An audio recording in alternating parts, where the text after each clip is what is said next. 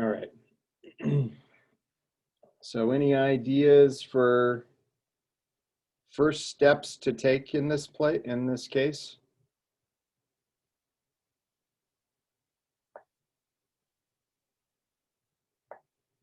How do you solve a differential equation like that? Well, it's variable coefficient, right? So your standard just sort of, you know, plugging in the ansatz e to the k y is out the window, right? Because that only works with constant coefficient linear equations, right? From your you know, undergraduate ODEs class. So as I mentioned, you want to try and get it into a form where you can integrate it to become a first order differential equation. And so if you look at these two terms here, right, they are the result of differentiation via the product rule, right? So you can leave the first term alone, okay? But then this, right, this is what you would get if you took y over 2 v and differentiated it, okay, according to the product rule, okay? So we can essentially group those terms together like this, right? And then in that case, we can integrate to get k v prime plus y over 2v equals, well, some constant, right? But we know from the boundary conditions, right, that in the limit as y goes to infinity, this should vanish. And the limit as y goes to infinity, this should vanish, okay? So that implies that a should be equal to 0, okay, because of the boundary conditions. So we've eliminated this free constant using our boundary conditions, and now we have a differential equation, v prime plus y over 2k v equals 0. Okay, then we can just solve using our standard integrating factor technique from differential equation. Zach, if y is going to infinity and v is going to 0, why does that second term, how do we know that goes to 0? Isn't that like an indeterminate form? Right, that's a good point. Yeah, so you could, yes, that's a good point. So in that case,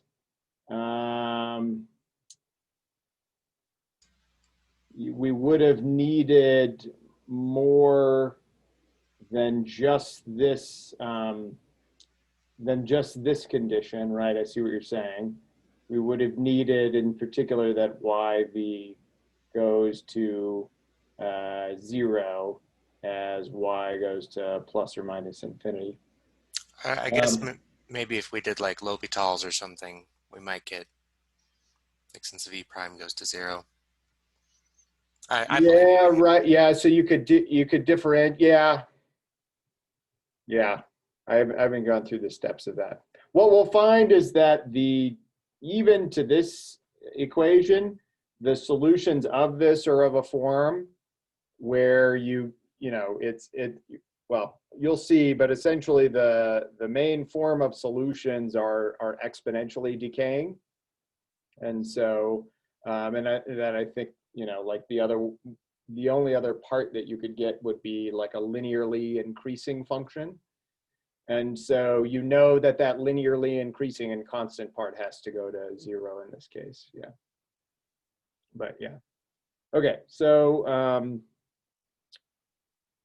so it's assuming that constant vanishes, right? We could go through the steps doing it by keeping that constant along with us.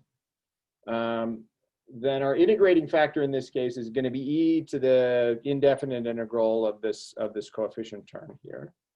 So we'll get e to the y squared over 4k. It's just what we get from integrating that, times v differentiated equals 0.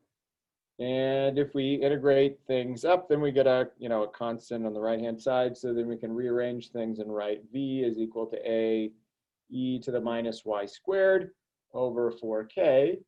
And this is our general solution to this problem. So we still have an undescribed constant there, a. I guess a is doing double duty there. I've used that constant name twice. But so we have some constant scaling of e to the minus y squared over 4k.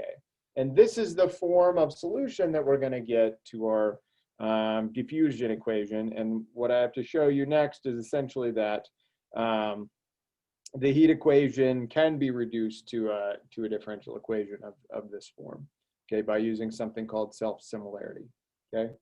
So what I talked about on the previous lecture with respect to the heat equation, or could also be called the diffusion equation, okay, is that in general, it takes the form, the derivative of u with respect to time is equal to k times the Laplacian of u. And this comes about from physical principles, essentially.